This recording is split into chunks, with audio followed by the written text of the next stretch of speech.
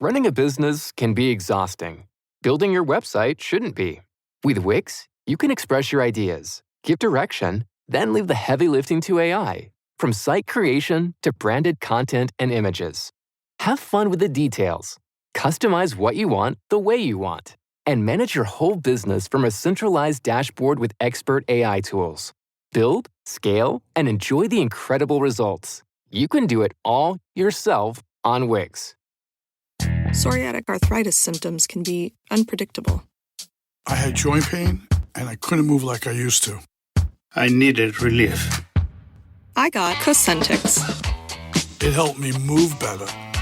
Cosentix secukinumab is prescribed for people 2 years of age and older with active psoriatic arthritis. Don't use if you're allergic to Cosentix. Before starting, get checked for tuberculosis. An increased risk of infections and lowered ability to fight them may occur, like tuberculosis or other serious bacterial, fungal, or viral infections. Some were fatal. Tell your doctor if you have an infection or symptoms like fevers, sweats, chills, muscle aches, or cough, had a vaccine or plan to, or if inflammatory bowel disease symptoms develop or worsen. Serious allergic reactions and severe eczema-like skin reactions may occur. Learn more at 1-844-COSENTIX or Cosentix.com.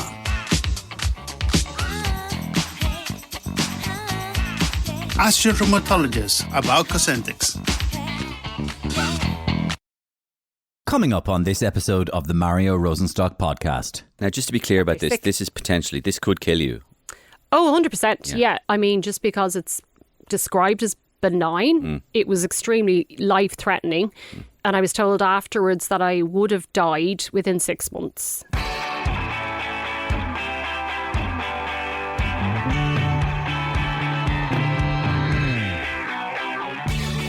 Just over 2 years ago, Melanie Finn was doing the school run when suddenly she found herself lying on her side in the middle of the road with her kids staring down at her.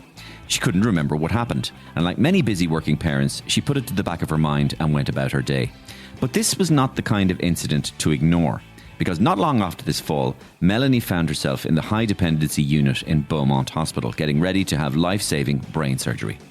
Now, I know Melanie pretty well. She's one of Ireland's leading entertainment journalists, as is her husband, Owen Murphy. Melanie's interviewed me a few times, and I have interviewed her too.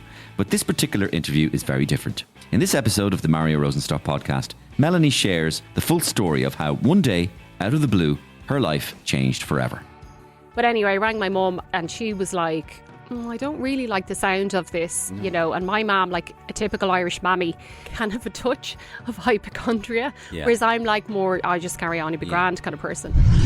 And he said, no, Melanie, I don't think you understand. Like, yes, we're going in. Yeah, you can't be discharged. No. You could drop dead in front of your 3 children at any minute if you do not have the surgery. You're in your 40s, you've got young kids, but also you've got elderly parents who also require more attention and more care. Whereas before, like, people weren't living as long. So it really felt like you had it all to do and you were the ones doing it. Looking back now, maybe it kind of had to happen to kind of go, hang on a minute here. You know, you're missing the wood for the trees here. Like, what's the point in it all? Yeah. Hear the full story in just a couple of minutes' time. But first, the man of the moment has to be Micheál Martin. I think there's round praise for him, really, after his performance in the Oval Office with President Trump. And I think generally Irish people are looking at it as a fairly successful visit, notwithstanding all the caveats regarding everything, Palestine, Israel, and all of that stuff. We're presuming this isn't the right place or the right time for him to get one on with Trump, if you like. So that notwithstanding, I thought it was a pretty good performance. And by God, we've intercepted his voicemails. They're incredible. Listen to this. You reached Taoiseach, international statesman and potential candidate to be the new James Bond, Micheál Martin. Please leave a message going forward. Micheál, it's Pascal here. You absolutely nailed it with Trump. Congratulations. Jesus, you should be in Duffy's circus. You walk that high wire so well. You're amazing. And it's great because, look, the left are going mad because you didn't headbutt Trump in the face and shouting free Palestine. And the right are going crazy because you didn't smile about the Conor McGregor. You've done it again, Micheál. Jesus, I think I might join Fianna Fáil. This is President Michael D. Higgins. How can you sleep at night, Micheál Martin? How can you live with yourself after toadying up like a craven moron to that mango Mussolini in the White House? You're a disgrace. I would have given him both barrels. What I would have said if I was in there to that wanker Trump. Anyway, get on with it. You're a big gobs be Jesus, Micheál. 'Tis Micheál Flatley here. Cade Mila Falcha, and may the road rise up to meet your granny tinker. Be Jesus, happy Paddy's weekend, and you danced a jig around Trump Bigar in the White House that'd put me to shame, big gobs. Ireland, Erica Bras, proud of you. Have a nice Ishkabeha on me this weekend, big gobs. Yes, this is President Volodymyr Zelensky. Message for Prime Minister Micheál. I have a meeting with President Trump, the number 2 meeting in White House. Could I borrow your suit? It was very nice suit. I borrow, please, for meeting essential meet. I think it might be Louis Copeland. Thank you. An exclusive comedy every week on the Mario Rosenstock Podcast. And if you want to see me live, I am currently on tour now. My voice is fine. I can't believe it. It should be wrecked at this stage. We've had sold out dates all over the country. There are still tickets available for the INEC in Killarney, Saturday, 5th of April, and the TF Royal in Castlebar, those 2 huge theatres, on Saturday, the 12th of April. If you want to get in touch with me, of course, all the time, it's Mario Rosenstock at gmail.com if you want to get in touch with me, and I read them all. And of course, we are delighted to welcome our new sponsor, Deluxe Bathrooms, as the sponsor supreme, our title sponsor of the Mario Rosenstock Podcast. Deluxe Bathrooms is, as you know by now listening to this podcast, Ireland's premium bathroom and tile retailer. And if you're dreaming of a bathroom that combines luxury, functionality and style, they've got you covered, and at great prices too. And listen to this, the spring bathroom and tile sale has just started. Save up to 70% store-wide on Europe's biggest brands, plus their amazing spend and save offer is back. Get €100 off for every 1,000 spent. Hear that? €100 off for every 1,000 spent. Prices slashed on toilets, freestanding baths, tiles, tapware and more in-store at Dundalk Retail Park and Little Island in Cork, or online at deluxebathrooms.ie. And this sale must end on March 30th. Sounds like a great sale to me. And thank you to Martin and all the team at Deluxe Bathrooms for getting involved in the Mario Rosenstock Podcast, and indeed the whole podcasting world itself, which is on fire at the moment. And thank you to Deluxe Bathrooms for being here. Okay, so let's meet my special guest on this episode, Melanie Finn, well-known entertainment journalist. And as I mentioned, she's one of Ireland's top entertainment journalists as well. And it's a very busy job with the irregular hours, which, as she says herself, was a contributing factor to why she ignored those early signs of, you will soon see that what happens to be danger. I like the fall she had at the school gates. So I asked Melanie to start painting a picture of her career and life before everything changed. So I am the entertainment correspondent with the Irish Independent, and I've worked for independent newspapers for like 20 years. And I originally started off as a court reporter. And I cover the Midlands as well for the group. So that would have been the Herald and the Irish Independent. And I think the reason why I got that gig is because I could drive. And I was about, I think, 24. And I was apparently the only reporter in the newsroom with access to a car. Yes. At the time. So you used to drive around and do something called door knocks, and you'd cover human interest stories, and you'd cover the courts and the councils. And it was a brilliant grounding in journalism, getting your boots on the ground and talking to people and all the rest. And then I moved on to covering the social diary for the Herald, which is kind of a strange thing to explain to people who weren't around or cognitive before the era of social media. Before that, how did anyone find out any gossip? It was from social diaries, social columns. So it was hookups, breakups, makeups, engagements, pregnancies. The Keen Edge was a famous social diary in the Sunday Independent in the 90s. I devoured that every single week. And then I started doing it for the Herald, and it did really well. You know, because you have to remember as well, it was like early 2000s. So we were coming out of a recession. We were starting to get our confidence back. It was like in the years leading up to the Celtic Tiger. So a lot was changing in Ireland, socially, culturally, and it was just a great crack. And your husband, Owen, was also a very prominent entertainment reporter. He was, yes. And he'd do frequent appearances. You have to say editor. Editor as well. For that, and he would do frequent appearances on the radio as well, including my show and Anton Savage and all that sort of stuff. Yeah. He's a devil for the media now. So he was entertainment correspondent with the Mail for years, and he would have done Expose and he would have done your show and Anton's show. And sure, anyone who rang him, Mario, you know yourself. So we actually met, obviously, through the showbiz scene. Is that right? Yeah. And the first place we met, I think, was it was a Christy Moore press conference. Oh, yeah. And Owen asked him a question he didn't like, and he kicked him out. Oh, that happens with Christy. So he came up to me afterwards and he says, what happened? You know, can you give me the quotes? So you have to remember there's no recording. Yeah. No one has smartphones. Yeah. It's back in the dark ages, literally. So he's a rival. He was working for The Sun at the time. So I was a bit kind of like, let me think about it. Anyway, we became friends. I did give him the recording. And then we had our very first date. I'd love to say it was somewhere cool, but it was actually at the Boys Own concert in the RDS. I was going to say, that's perfect Owen material, Boys Own. He loved Louis Walsh. And he loved getting the gossip off Louis Walsh. I know. Yeah. So, we got married in 2010. Right. And you have kids? We have 3 boys, 11, 10 and a 6-year-old. Right. Crazy person. So 11 and 10. So that means Patrick, your first two were in very short succession. Yeah, so I would have been had very busy. 2 under 2. Yeah. 2 under 2. Yeah, it's grim. I don't recommend it, Mario. Yeah. And I've been interviewed by you many times. Yes, I know. And often I've been going, why did she include that quote as the headline? Do you think Mario calls RTE scumbags? Do you think it was due to sleep deprivation? Is it? Anyway, so that's your life. Yes. And that's your biog, as it were. And I know both of you. And a very busy family life and a working life. Sure. And living in Dublin. Yeah. Living in Dublin. In Dublin, Yeah. And so then was it February 2023? Yeah, so something you in the life of, I mean, you're a very young woman, and this was February 2023, just over 2 years ago. What kind of happened? What did you discover? You were walking somewhere, were you? So I'll paint the picture for you, if I may. Owen had moved on from journalism, so he was working as a special advisor to a government minister at the time. I was working flat out for the Indo, doing entertainment, but also news bits as well.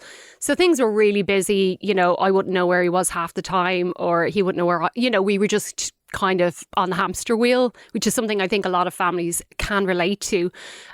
So it was early February, and I was bringing 2 of the lads to school, and we walk, and it's maybe, 12, 15 minute walk. It's a lovely walk.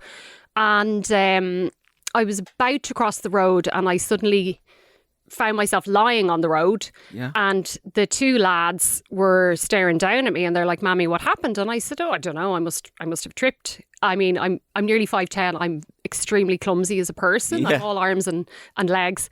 So I picked myself up and I carried on doing the school run. Because you're in that headspace, you have stuff to do. I don't have a nanny on hand to say, I'll bring the kids to school for you. And it was only after I dropped them off that I realised I felt really sick, like I was going to vomit. Yeah. And my leg was bleeding and I was quite dizzy. So I rang work. I was supposed to go and cover the Euro song contest. It was the launch out in RTE in Montrose. So I rang work and I explained, and I just got into bed with the laptop because, Mario, you've other stuff to do. You don't just have that one story. A lot of times there's other things to do. So I rang the doctor as well. Work were like, maybe just get it checked out too.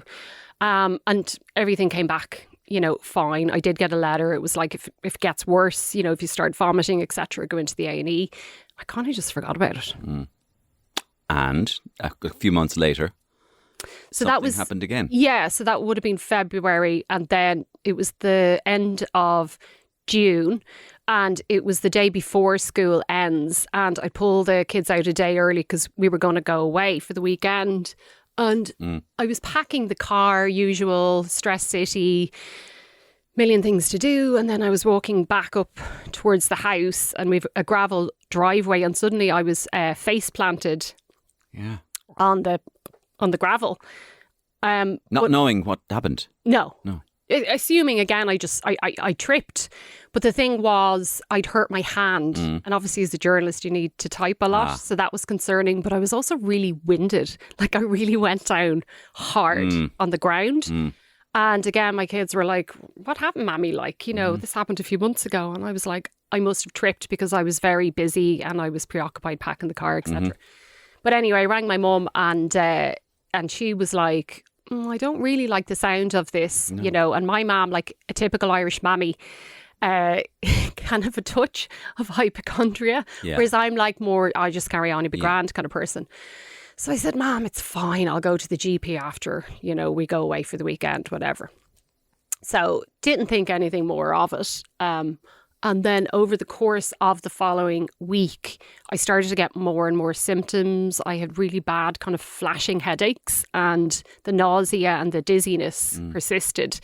And I think it was the Thursday, so it was exactly 1 week later. And it was in the middle of covering the RTE financial crisis, which was just the most crazy story ever. So there was... Tubs and all that. Absolutely, yeah. So there was, you know, it was a rolling news story. There was updates all the time. I was very immersed in that. I was working from home, and then went out to get a cup of coffee from the kitchen. And I remember I just kind of stumbled a little bit, and I remember grabbing the counter, and I went, "Ooh, that's weird. It must be that clumsiness again," you know, because there had been a suggestion a couple of months previous that it was vertigo. Yes. And then I can't even explain it, Mario. Like out of nowhere, I just got this weird feeling, and I went, "No, I think you should maybe get this checked out. There's something more going on here." And I also remembered my friend, a journalist, writing about a referral letter she had for a suspicious lump in her breast. And she said she carried it around in her handbag for like 3 months. Same situation, 3 kids, busy husband, busy home life. And when she eventually got it checked out, it was cancer. Now, thankfully, she's grand now. She got the all clear. But I remember that struck with me really so much, because like if your kid has a bad cough, you're straight down to the doctor, aren't you? But in terms of your own self-care, you really do put it on the back burner. Yes. And dads do it as well. There's so many things to get on with. Yes. And they're important. Yeah, 100%. They are. So I remember ringing the GP, and I made an appointment for the next morning because I was off. I don't work Fridays. And I kind of rocked in then the next day. I'd dropped the kids to school, summer camps, and it was a locum. My regular doctor wasn't on. So I went through the symptoms I was having, etc. And she's like, I'm sure this is fine, but I think you need to go and get a brain MRI. You have private health insurance, so just head into the Mater private.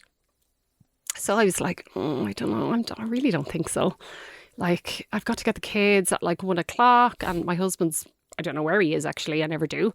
And I was really dizzy. So there was 3 things there. So I rang my husband. For once, he wasn't on the road. So he's like, okay, I'll mind the kids. And then my sister was like, okay, I'll drive you into the hospital.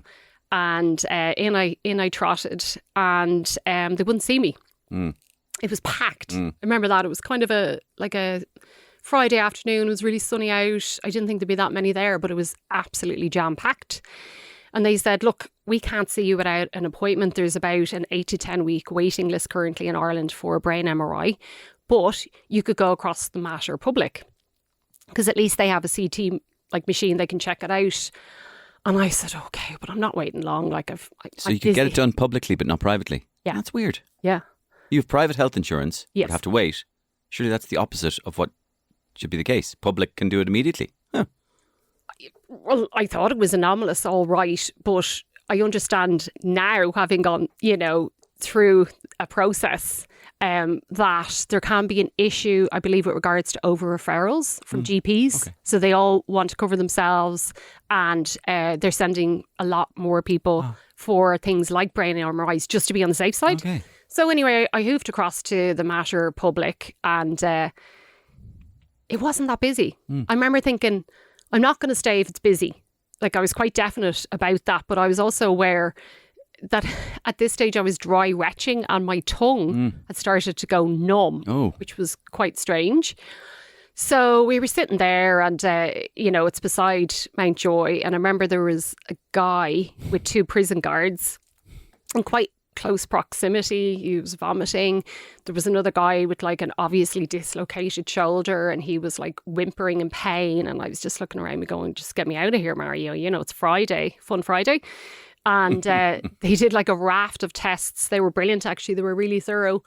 And then it's probably about 5:30, a consultant called me in to a room by myself and he said, we know why you've been falling. They're not actually falls that you're having. It's blackouts. It's losses of consciousness. And the reason it's happening is you've something right in the middle of your brain and it's filling up with fluid and you need to have an emergency procedure possibly tonight to alleviate the pressure on your brain. And yeah, I was like, couldn't speak. And he said, but this is great. He said, we normally see them in postmortems. He literally said it like that. God. And I just remember going out to my sister and at some stage I heard benign. So that kind of kept me going, like there's a growth there, but it's probably benign, but they won't know for sure.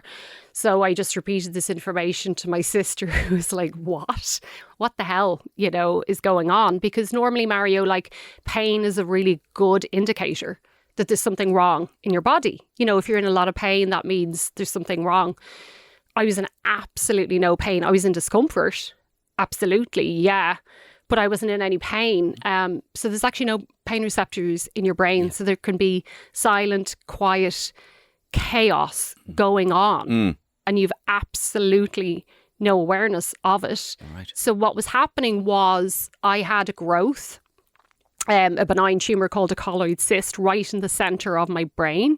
And it had filled up with fluid to such an extent that it was stopping the movement of cerebral spinal fluid that goes around your brain all the time, that bathes the neurons, it keeps it really healthy. So when I was having these falls, it had filled up to such an extent that it was stopping the movement of that fluid. Like, I'm not a neurologist, but I think that's the easiest way I could explain it. You've done some really good research. In layman's terms. Yeah, you've done it really Dr. well. Google. And Dr. Google is very effective at times. Yeah, well, nearly always. Which is the weird thing. I'm glad I didn't Google it because I would have been absolutely terrified. I'm glad I kind of walked into the whole situation nearly. But here you are now suddenly in the space of 20 minutes, you've now got a brain tumour. The word benign has been thrown in there. And they say you need to be operated on tonight. What's your first move? Well, I'm in my gym gear. Number one, I had a water bottle and a chicken fillet roll. That's all I had with me. And I'm like, my first thought was my kids. Yeah. As any parent is. Is that happen straight away, is it? Straight away, especially when they're small. Yeah. Like my youngest was only 5. When you say my first thought is the kids, what do you mean? Is it I must tell them, or what are they doing, or is it their long-term future, or all three? All three. Is it? Well, yeah, as their root parent, I suppose I hate that term, but that's what I am. I was like, I'm going to miss put down. They've got activities tomorrow. Who's going to explain this to them? No, but you're implying that an existential thing went through your head as well. Oh, 100%. I was just, you're just completely flummoxed. And then second thought was obviously my husband. I should have said he was the first one. First and second, husband and children. No, I just think it's interesting that you say the children because what happened to you was something primordial and primeval. The mother instincts just immediately kicked in. Yeah, I think it's because, like I said, because of the age of them, maybe if they were even teenagers or late teens, they're more self-sufficient. Like, my children can't even brush their teeth properly without me standing over them, barking orders at them. They never do it properly. So you're in that caring mode, which I think is why I missed the symptoms for so long. Like, I'm not being hard on myself. The symptoms are extremely subtle, and that's what the consultant says. He said, these things are missed so much that they only pop up in the postmortems. So people don't realise. Now, just to be clear about this, this could kill you. Oh, 100%. Yeah. I mean, just because it's described as benign. It was extremely life-threatening. And I was told afterwards that I would have died within 6 months if it hadn't been caught, because by that stage, when I was symptomatic, I had obstructive hydrocephalus. So basically, there was huge amount of fluid on my brain. There was no fluid moving around. My brain was swelling up. Yeah. So your brain, like a healthy brain, looks like a cauliflower. Yeah. Mine was smooth. Never want a smooth brain, Mario. Okay. Smooth brains are bad. Yeah. So that was Friday evening. So, of course, I had to ring my husband. And the first thing he says, I was trying to explain it to him. And he says, "You're joking." And I was like, why the hell would I joke about needing brain surgery? You know, like, what kind of crap sense of humour do you think I have? I was like, no, Owen, I really wish I was joking, but I need stuff. And what was Owen's reaction? I think it was shock. It's really hard to explain and process complex medical information when you're in that state of fight or flight and panic, and neither of us had ever heard of a colloid cyst. No. Neither of us knew you could get cysts in your brain. Neither of us knew that I was that close to not being there anymore. And that I also had hydrocephalus. Obstructive is like extremely serious. You know, I'd heard of hydrocephalus 100%. So realising that I was in that situation, I mean, it's just fight or flight. And I think there was an element of shock for both of us as well. So he came in and we had this weird wait then. So it's an emergency. I called it a quiet emergency. Because the public health system in that circumstance was amazing. Like, it worked. And then it was like about a 4-hour wait, because they're like, "Oh, we've no staff to bring you to Beaumont." And I was like, well, my husband's car is just outside. Can he not bring me? Not getting the seriousness of the situation. And they're like, "No, you've been admitted to the Matter Public. We've contacted Beaumont. We've alerted a consultant over there. They're waiting for you to be admitted, but we can't let you go on your own." So then I was starting to get a feeling like, oh, they actually think I'm going to drop dead at any minute. Right. And then by that stage, I couldn't walk. I was in a wheelchair. Okay. Oh, God. So how fortunate that, or how opportune, weird, that serious, very obvious symptoms like the dry retching and the numbness and the lack of ability to walk happened at the same day that you went in there. Well, it's also about just getting a gut feeling. Yes. That something was amiss. And I think trusting that feeling and going, I don't know. And maybe I'd had it for a while and just being kind of sublimating the symptoms because, you know, we're in such a busy society now, Mario. We're all running around like headless chickens, like the hamsters on the wheel. And I was trying to think about it. And I think like after COVID, especially when you had young kids, I think we were all scrambling, trying to make up for the things that they could have missed. Oh, I have to enroll them in swimming lessons, you know, or they have to play the violin, or, you know, they have to make up. Overcommitting. Yes. Yeah. Overscheduling, overcommitting. There's 2 years out of their very young formative lives that they have missed out on. You know, like loads of young people did. Like Ireland had one of the, if not the harshest lockdown anywhere in the world. And what are we like now, 5 years on? Yes. And a lot of, say, the mental health stuff is popping up now as a result of those lockdowns.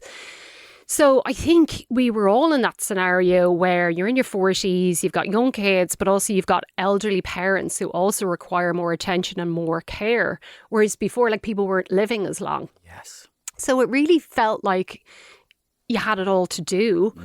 And, you know, you were the ones doing it, you know. So I think, looking back now, in a way, maybe it kind of had to happen to kind of go, hang on a minute here, you know, you're missing the wood for the trees here. Like, what's the point in it all? Yeah, agreed. So you've got a business, but what about a brand? The difference? More of you. Wix gives you the freedom to create your website, own your brand, and do it on your own, exactly how you envisioned it. Experience limitless customization. Boost your creativity and efficiency with AI tools for every part of your business journey. Scale up with built-in SEO, e-com, and scheduling features. Put more of you in your business. Go to Wix.com and do it all yourself.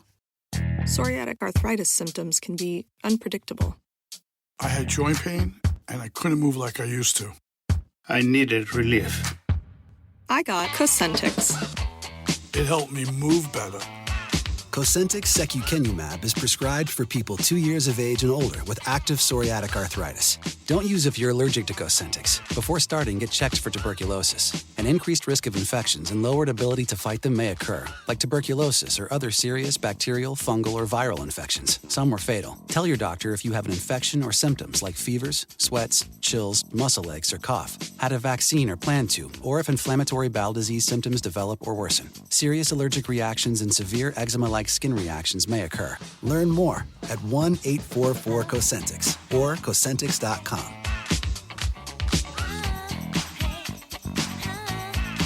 Ask your rheumatologist about Cosentix. Now's the time for a great deal on a new Honda. It's time to drive smarter with high-tech features and excellent reliability. Check out the Honda Civic, Accord, or HR-V. For a limited time, well-qualified buyers can get a 4.99% APR on a 2025 Civic or a 3.99% APR on a 2025 Accord or HR-V.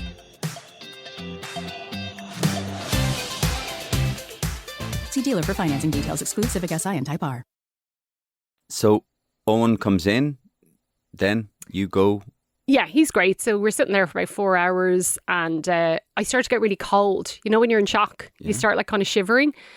And it was, I don't know what room they put me in, but it was the coldest room ever. So I had one of those, you know, those weird hospital blankets that aren't blankets, they're like towels. Oh, yeah. So I had about 3 of them on me and I was just sitting there and I was waiting in my wheelchair, but also feeling slightly like this is a bit overkill, lads, you know, this is a bit much. And then eventually we were brought out to Beaumont and my sister was following me and she brought like a bag from home, like a toothbrush, all that stuff. So it was about 11 o'clock when we got in and it was really dark and it's a really quiet ward. And there was 6 beds in it. It's called the Richmond ward in Beaumont. It's a high dependency unit.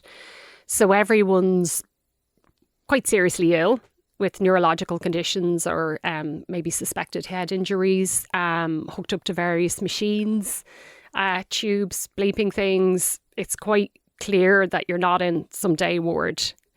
And I said, oh, and I'm in the wrong place. I said, these people are like really seriously ill. And he went, Mel, I think you're seriously ill. Mm. And then a nurse came over to me and she said, would you like to see a chaplain? And it took me a while to process, you know, swelling on the brain. And Owen just went, no, she doesn't want to see a chaplain. And then I started to get that really kind of, this isn't happening. I'm going to a different place in my head. This is stuff that happens to other people. You know, really like, I couldn't process it. God. You know, you're there physically, but yes. your head is somewhere else. Yes. Completely. You were that person we've seen on TV and in the movies. Yeah. When they're given this so-called bad news. Exactly. Yeah.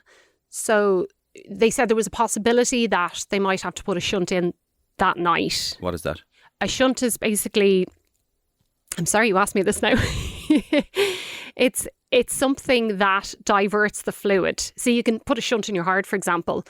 It diverts the movement of the fluid around the area where the blockage is. Yeah. So in order for the fluid to keep flowing. Yeah. I think that's the easiest way. I'm not a neurologist. Detour. It's a detour. Exactly. A detour. Yeah. So there was a possibility they could put a shunt in. And I know I didn't like the idea of having like a foreign object in there. Yeah. And I didn't get any sleep, obviously. Yeah. So they did a CT scan in the middle of the night. Again, just to make sure I hadn't got any worse. And they woke me up. Like they were very, very on it. Like they were monitoring me the whole time. So basically they were like, if you don't deteriorate further, we hope to do the surgery on the Wednesday. So I didn't. I was kind of stable by the time I got in there. And then the next day I met the surgeon who was going to save my life. So... And you were, from what I read about you, this was Donnacha, was this Donnacha? Professor Donnacha O'Brien, yeah. So he's And you were impressed by this person? Well, you'd have to, you could not be. I had no option. He's a leading I'm all in. neurosurgeon. You have to put... Prof, I'm all in with you, babes. You have to put your Right. your absolute trust and your faith Right.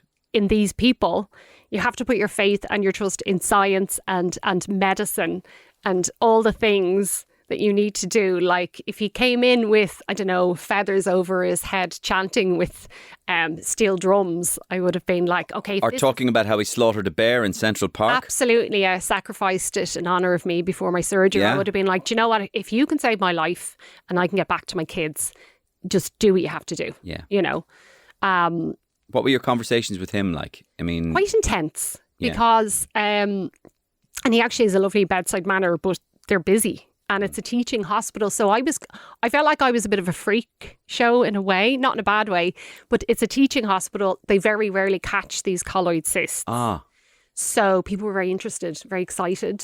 I think some guy was flying over from the UK to watch Professor O'Brien perform the surgery. He told me he needed to order in a new piece of equipment in order to carry out the operation. So in the entertainment world that you know so well, Louis Walsh would have gone, guys, it's a colloid cyst. They're unbelievably rare. They're going to be huge. Sorry for the use of the word huge there, Mel. We hope it's not going to be huge. But this colloid cyst, it's amazing. You normally only see them in post-mortem, but now it's alive. Pretty much. Yeah, exactly like that, Mario. It's a superstar of cysts. It kind of is. It's Harry Styles. Yeah. So it's exciting to get the chance to like have a dig around on one in real life, you know? So what happened then? So I had a million questions for him. I went into journalist mode. So did Owen.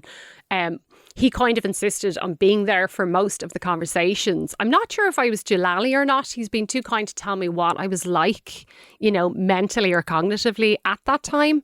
But he had a notebook, you know, and he'd write down all the things that were being said. Neither of us have a huge amount of medical knowledge, and it's an extremely complicated procedure. So we were both like million questions, and then they're just gone. And then, you know, he has like a trail of minions, an entourage, you know, following him, because this guy is one of the leading neurosurgeons in Ireland. I know. You know, and they are like Liberace going around. Absolutely. Like he's called the chief, you know, for a reason. And so we were basically scrambling for information, because information is power. He told me that where the cyst was located, it's called the third ventricle, and it's beside the speech and language and short-term memory function areas. So there was no guarantees that there wouldn't be neurological defects as a result of that. Okay. And the first time he asked me what I did, I told him I was a journalist, and he kind of went... Right. And I was like, why? And then, you know, he told me that he couldn't guarantee there wouldn't be effects as a result of the surgery. So I was like, I said, I'm not being funny, John, but like, I'm going to have to think about it. You know, like, I need my job. I love my job. When you say think about it, I don't think you had an option, did you? No, of course I didn't. No, but I have hydrocephalus. I'm clearly there's nothing you're thinking about in my right brain. Okay, literally. Yeah, I'm not like. And he said, "No, Melanie, I don't think you understand." Like, yes, we're going in. Yeah, you can't be discharged. No, you could drop dead in front of your 3 children at any minute if you do not have the surgery. Right. And it sounds harsh, but I needed someone to say that to me. You needed to kick up the bum. I did. Yeah. Yeah. In the nicest possible medical way, because, I mean, no one wants this surgery. Yeah. No one, I mean, most people hate hospitals. I actually don't really mind them. I've had surgeries before for my kids. But this particular surgery, I mean, it's horrific. Yeah. So I'm glad he said that, because then you have to go into a PMA mode. And I don't mean like a toxic positivity mode, but you have to go, right, you know, this is happening. You better get your ducks in a row. Yes. You better get your SH1T together. So I had to make a will. I didn't have a will. I know, it's ridiculous. I'm a homeowner. How do I don't have a will? And I had to do a video message for my kids. So they don't let under 16s into the ward, because people are late stages palliative care for various things. And it would have been upsetting for them. and for me. And also, I didn't want them to come in. It sounds weird, like, you know, you miss them so much and you just want a little hug, you know, but you don't want them to see you like that either, because like over the course of like the 4 days, I was really not in a good place. Like I was on fluids the whole time, in the wheelchair. Like the retching didn't really abate and the headaches were getting worse. Like at times it was like there was a steel band around my head, and that's because the pressure was building up and building up. So I did a little video message for them, and like my mum and dad came in to see me, Michael and Mary. What did you say in the video message? I was just like, you know, Mammy had a little fall and I'm in hospital and I have to have a little procedure on my head, and I'll see you soon, and I love you loads. So it was a positive video message. Yeah. You don't want to be like, I'm going to die. Well, no, it did strike me that you could say to yourself, if this doesn't work out well, what will I leave them? Yeah. I don't know. Sorry, this is very bleak, but Jesus, I'm glad you weren't doing the surgery, Mario. So, as a person who's trained in radio and television and editing and everything, I would have gone, no, we need to do an alternative ending. Guys, Mel here. It didn't work out. It's bad news. I won't be back on Monday. I was trying to be in a positive headspace, because that lowers your heart rate. Okay. And people with lower heart rates have better rates of success. Okay. During surgery. Brilliant, Mel. I just want to ask you this though. Before the surgery, did Owen become emotional? Did you become emotional? And did you have any serious? Yeah. Did you have any serious conversations together in terms of did you go into this PMA business, which was like, we're going to get through this, let's go? Yeah. Or did you ever sort of go? I mean, you know, I'm obviously a husband myself, right? I'm just trying to imagine maybe how I might react. I don't know which way I would react, but well, I mean, you know, Owen, you know, he's the kindest person ever. Like, you know, he's such a gentleman, and he would hate to feel like for someone else to feel discomfort in a certain situation. But would he tough up in that situation, or would he get emotional? No, Owen's really far more emotional than I am. Okay. I'm like the dude. Yeah, you know, he's like, yeah. So was he feeling a bit soft and smushy during, you know, just beaten up during? I remember there was one particular time, and I was in the toilet because I was having a cry, and I was having that whole. Why the hell? Why did this happen to me? Why did this not happen to someone else? Like it literally felt like I was in a living nightmare. I was worried for myself. I was worried for my future. I was worried for my kids. Yeah. I was seeing quite sad things going on around me. Yeah. And I was terrified. And like when you're that state of terror, cortisol is just coursing around your body, and you know you're trying to plan, but actually you've zero control in those situations. And I think maybe that's the most terrifying thing of all. You're completely powerless. Yes. You hand over your power to Professor O'Brien, his team, to science, and to some vague belief that everything will eventually work out fine. Mm. So I came out of the toilet after myself and no one was sitting there. He'd snuck in. And I remember saying to him, I didn't want you to see me crying, because I want you to think I'm brave. And he said, I always think you're brave. Oh, that's lovely. It's sad as well, in the sense that, you know, I'm so sorry that you were terrified. You know, and I mean, it's just for a young mum to be terrified and for her husband to be terrified. I mean, to be fair, you tell the story really, really well. So that's why it's so engaging. But and I can see you. It's coming. I don't know how many times you've told this story before, but it's obviously still getting to you. I know, it's funny, isn't it? Well, it's kind of not funny. I suppose why it still affects me, I suppose, is it's reliving trauma. And I think it's really important to be honest about your struggles in life and your vulnerabilities. Yeah. And I suppose that's why I wrote the piece as well. I didn't have to, you know, the Indo zero pressure.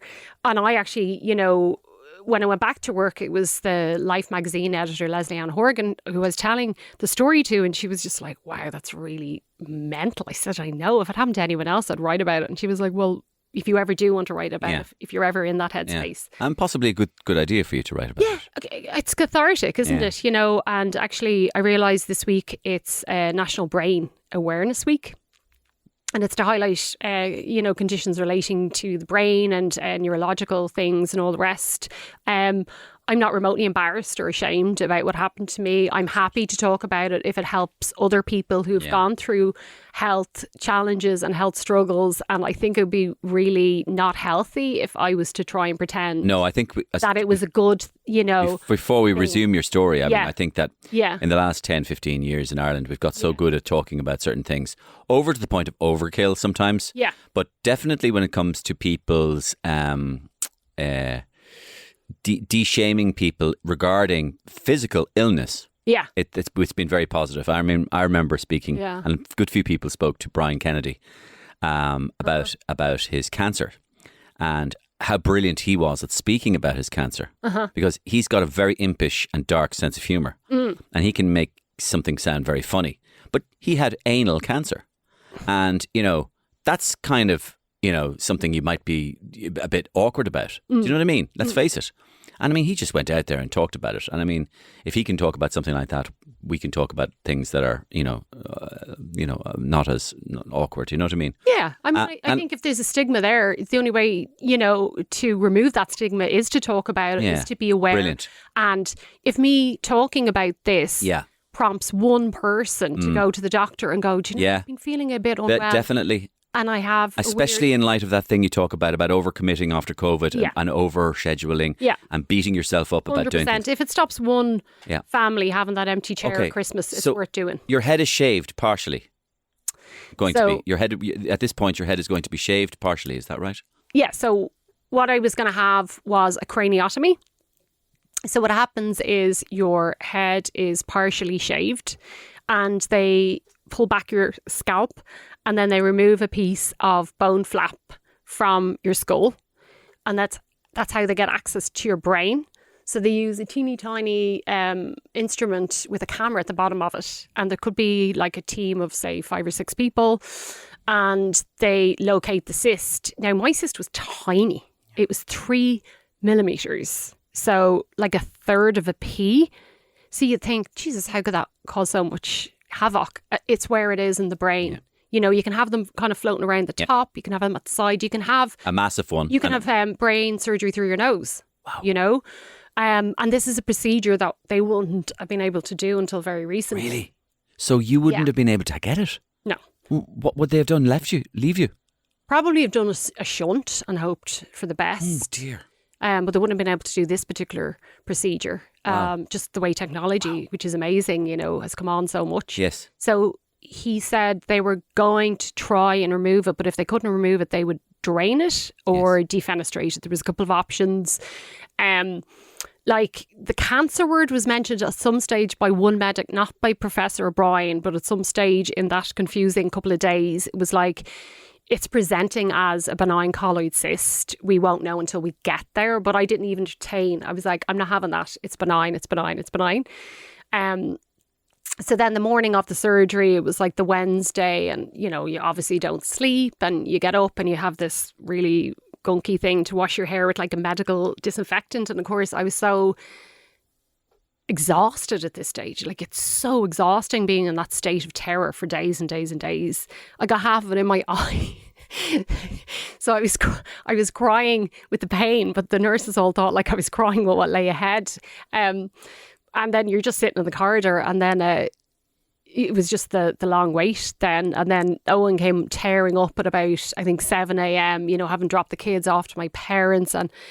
And he just sat and, he just held my hand and he's like, you're so brave. You're going to be fine. We're going to get through this and I'll see you on the other side, and that was it. So then they bring you down and you see the anaesthetologist. I can't say that word still. It's a tough one, yeah. And they talk a little bit through your medical history, blah, blah, blah. And then so because I'm right-handed, that means I'm right side dominant. So they were going in through this side and operating that way. So this side of the hemisphere of your brain controls the opposite side of your body. Yes. Which I didn't know. No, you know that, did you? I did hear it before, yes. Yeah, it's kind of freaky. Like, it's a really interesting thing as well. So I believe the whole thing lasted about just over 4 hours. And then I woke up in a massive amount of pain. And Owen was there. And I was being, wheeled by one of the lovely porters. And that's the thing that no one tells you. Like, the staff in our public hospitals are just unreal. We'll all agree, and I've written stories about it, like the system's broken, But the staff there, like from the porters cracking the jokes, like I was always sleeping. Like I just sleep when I'm stressed. And you'd call me Sleeping Beauty. I had this eye mask on and the earplugs in. But he's there joking and he's like, how do you feel? And I was like I've been run over by a bus. So I was in a massive amount of pain because, they have to kind of bring you slowly out to make sure that everything's still functioning, etc. And I was really light sensitive. I had a massive headache, but I was alive. Alive and well? Alive and well as I could have been. As in, did they tell you? So not immediately, no. They want to see how you are, how you take. And were you a little worried then after having come out of it? I was just so kind of out of it. Right. Okay. I did start vomiting, quite a lot afterwards, which I wasn't expecting. Poor Owen was there for that as well. Why would that be just such a shock to your system? Okay. That's understandable. Okay. Really flattened. Yeah. So it's quite common to be light sensitive, noise sensitive, headaches, vomiting is very common as well. And the tiredness is off the scale. Like we spoke at the start, I had 2 kids under 2. I've always been like, I'm Mrs. Tough woman, I'm very resilient. I mean, I've never been as tired in my life. And I was also quite confused. And so I suppose we're waiting now for the maybe Professor O'Brien, Mr. Liberace, so he comes entourage in. man. Yes. The lovely Professor O'Brien came in then and he said the surgery was a complete success. They weren't able to remove it, but what they could do during the surgery was to defenestrate it. Which means I know what defenestrate means. It means to destroy it, but it means to... It basically means to obliterate, say, the structure of it to the extent where it shouldn't cause any more problems. And won't grow back. And hopefully, touchwood, won't grow back. Now, I'm going to still continue to have scans for the rest of my life, once a year. Okay. Just like a precaution. Shouldn't grow back. Shouldn't go back. Yeah. And even if it did grow back, I'd be 100. So these are mainly found, if they're found in people in their 40s and their 50s, they're usually congenital. So you're born with them and they're teeny, minuscule, like a dot, like an atom. So they grow, they fill with fluid over the course of your lifetime. So if it took me half my lifetime for it to get to such a size to cause me problems, no worries, it's going to take another 40 odd years to cause me more problems again. Yeah, that makes sense? And when I read your article, it was that this was a one in, one done operation. One and done, yeah. One and done. This means not only was it a success, it was defenestrated. Yes. It's done, and you won't have to have it done again. And you're clear. Yes, all clear. Okay. Hallelujah. Was there a moment that you can remember when you remember thinking, feeling, or with Owen going, that moment where you know that it's going to be okay? No. And I'll tell you why. And I wish it was a neater ending to the story. But it's kind of more complicated than that. And I remember saying it to my friend who'd had a kind of a near-death experience. I said, when do you get that kind of wave of, relief and euphoria? And you're like, yes, I cheated death. I listened to my inner gut and that's why I'm alive. And, it's that sliding doors in my moment, Yes. And you take one path and you ignore it and you die. And you go to the doctor and you survive and it's caught. And she said, to be honest, that's like a Hollywood movie thing. Yeah. You're so overwhelmed. You're so tired. You're disoriented. And also you're dealing with a lot of trauma. Yeah. That's a lot to unpack in one day on a Friday in July. For that to happen, for you to be just in your calm, relaxed, living your best life. Yeah, you're busy, but you're in mom mode, you're in work mode. There's no cortisol, there's no stress, there's no trauma, there's no having to ring your husband and your family and tell them there's a benign thing that's going to kill you. I'm like, that is false advertising, number one. There is nothing benign about something that's causing you to have blackouts. What if I'd had one when I was driving down the M50 with my kids in the car? Yeah. So there's also... Benign literally meant non-cancerous. Yeah. But benign things can still kill you, especially if they're in your brain. Exactly. So there's all those what ifs as well that go on in your head. So I had therapy. I had to go to counselling as was recommended. Yes. And that helped a lot because I believe what happens, again, disclaimer, I'm not a neurologist. I have literally no medic training, but I do love watching medical shows. What happened with trauma is that the two parts of your brain literally just completely separate. So your emotional brain, your rational brain, they just completely separate. They start doing their own thing. And they're like, I don't know what's going on here, you know? So what therapy does is build a bridge and bring them back together. So you mentioned the word fortunate earlier. So it's knowing that I was fortunate, but it's also a really shit thing to have happened in this, you know, at the same time. Yes. So it's holding those two thoughts together, you know. And the first time I went to talk therapy, I hated it. I was just like, oh my God, like I'm not mental, you know. Like, literally, that's what I said, because I was so, I don't know, like oblivious to the reasons why I might have needed counselling. And it's to deal with that trauma piece. Yeah, and a certain almost maybe PTSD. Yes, well. 100%. No, you hit the nail on the head. Yeah, a lot of people do get PTSD after these sudden health events. And sure, how could you not? You know, when you've suddenly got that level of cortisol surging around your brain, your body goes into a fight or flight mode, your reptilian brain kicks in, and it's constantly looking for the next threat because you've been in your normal happy place and then suddenly something has tried to kill you inside you. So that's a bit... Yeah. That's very... I mean, it's triggering. The whole thing is triggering. It is triggering. Yes, it is triggering. And I think, as a journalist, like I've told people stories my whole life, and it's an honour and it's such a privilege to do that. But I was like, hang on, you've got a pretty interesting story to tell. Has it made you more empathetic as a journalist? 100%. Well, I was empathetic before, Mario. Oh, I know, but even more. 100%. It has made me... And of course, that's a huge skill. Yes, it has made me so much better as a journalist. I'm really heavily invested. So as Roy Keane would say, what are you complaining about? In health stories. The fucking brain tumour was the best thing that ever happened to you. It's made you a better journalist. Someone said... It's made you a better player. Someone said to me, oh my God, you're so lucky, aren't you? I was just like, and I nearly killed him. I was like, lucky is winning the lotto. It is not having to take an entire year out of your life, had your skull sawn open with some kind of power tool, still don't know what that is, never Google it, and had massively invasive brain surgery. That is not luck. It was fortunate, it was caught, and it was caught for a number of reasons. I said, I will defy anyone to tell me I'm lucky.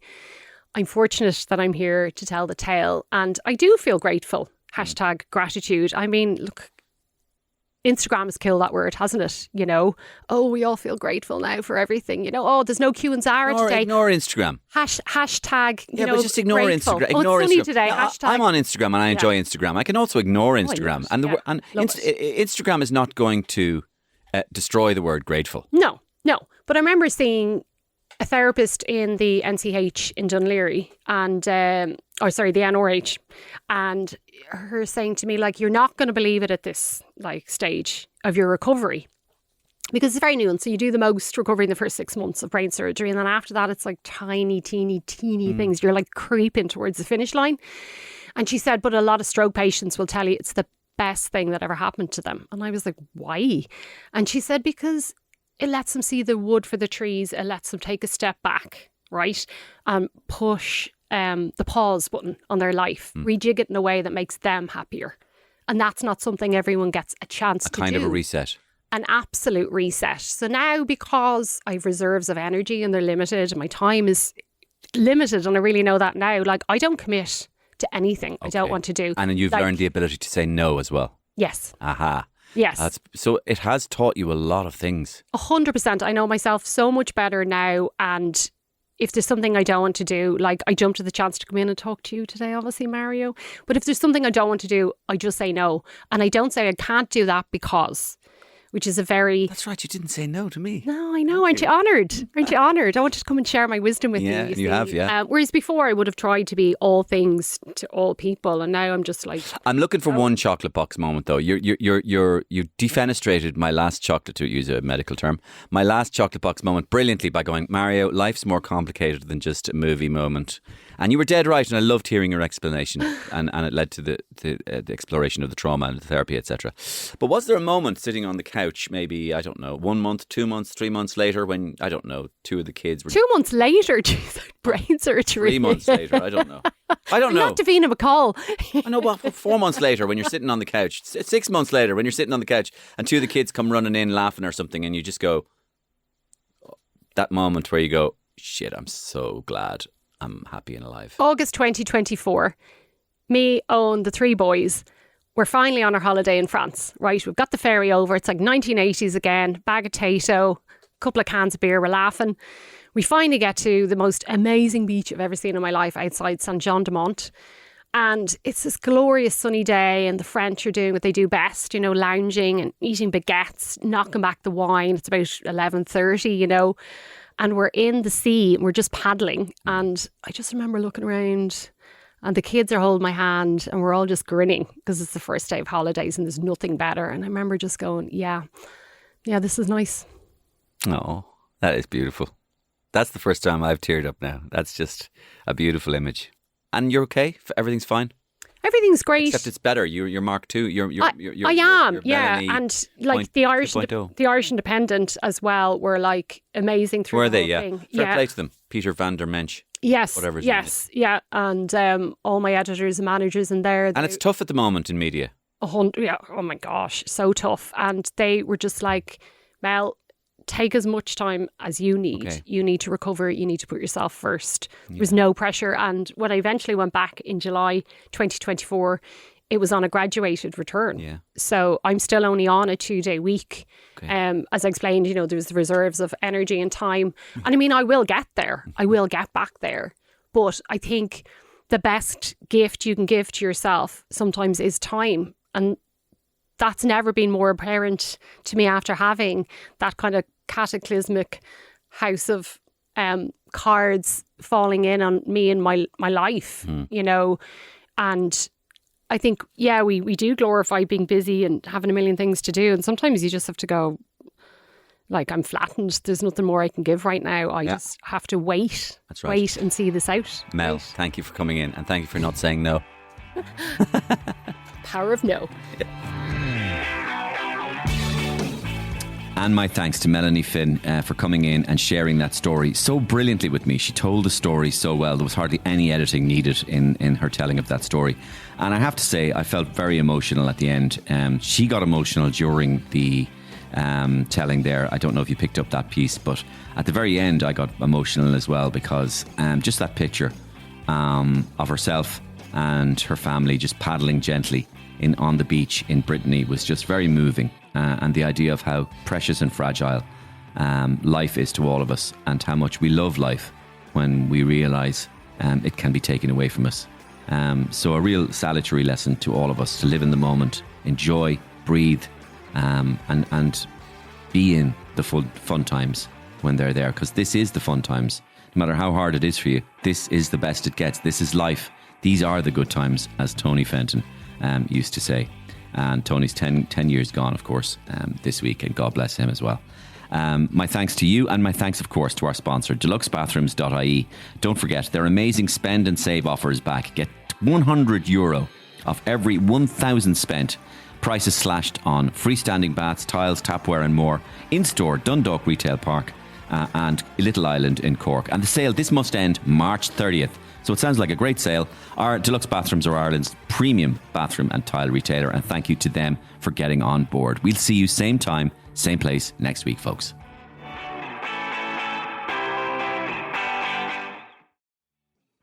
Running a business can be exhausting. Building your website shouldn't be. With Wix, you can express your ideas, give direction, then leave the heavy lifting to AI. From site creation to branded content and images. Have fun with the details. Customize what you want the way you want, and manage your whole business from a centralized dashboard with expert AI tools. Build, scale, and enjoy the incredible results. You can do it all yourself on Wix.